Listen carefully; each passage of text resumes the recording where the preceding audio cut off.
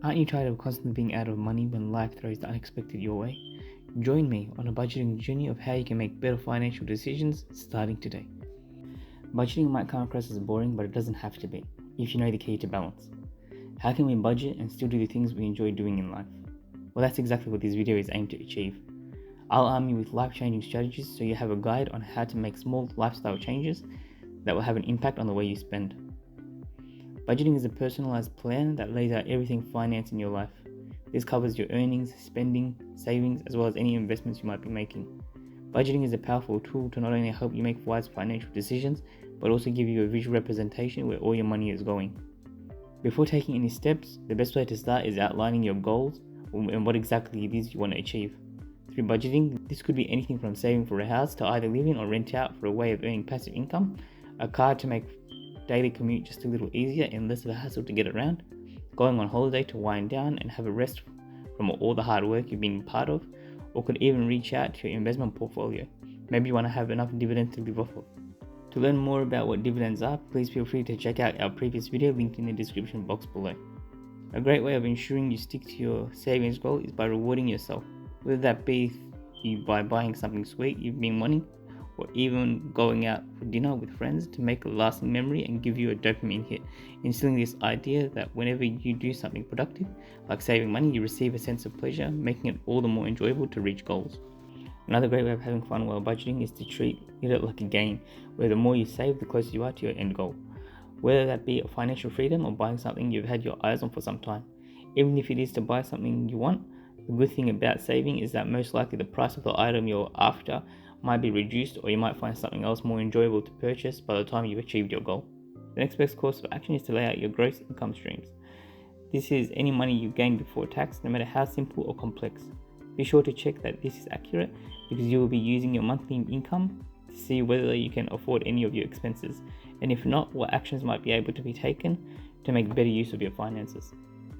Next, you need to list your expenses. This is so you know where your funds are going, both the major and minor expenses, and even any transactions you might be overlooking or not paying much attention to that might be eating away at your bank account a lot more than you would otherwise like, such as something small like grabbing a cup of coffee, which might go for about $5 a day. That makes up to $1,300 a year, which might not sound like much, but could be made better use of, such as investing. A good way of doing this is by grouping your expenses into categories, which may make things easier to follow through. Some examples of this would be bills that you can categorize under housing costs, transport costs such as parking, petrol, or public transport fees. Next, if you notice yourself being a lot more lenient with your expenses than you otherwise would want, you can group transactions into needs and wants, a need being grocery shopping and a want being a cup of coffee, we touched on earlier. This way you can slowly cut away at any expenses you don't need, and having a positive habit, possibly saving you thousands in expenses. Now that we've laid out your expenses, let's find ways to cut costs. First, we have one major heavy hitter, debt. The average American debt payment in 2024 was 11.3%, making it perfect for us to tackle. A good way of handling debt is by chipping away at it periodically, even if that means paying it off by an extra dollar per month. By clearing out your debt levels, you are setting yourself up for a more liberating future, which will allow you to build on your savings that can be used as an emergency fund. Next, we're going to have a look at your bills. A wise choice to make is by looking at comparative prices for your electricity, gas, or water bills.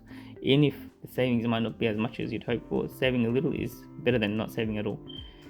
This can be done in multiple ways, depending on where you are located, and a good way of comparing is by looking online where there are websites that can help you compare prices for you, or if you find a cheaper option, you may call the company you're currently a part of and ask them if they can price match.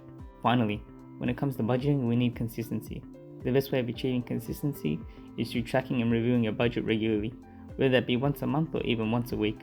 Regardless of which you opt for, you need to do this to not only see where your money is going, but also to know if you are making any progress to begin with. Generally, when reviewing your budget, you should make use of the 50-30-20 rule, which states that 50% of your budget should go to living expenses, which are needs such as house bills and groceries.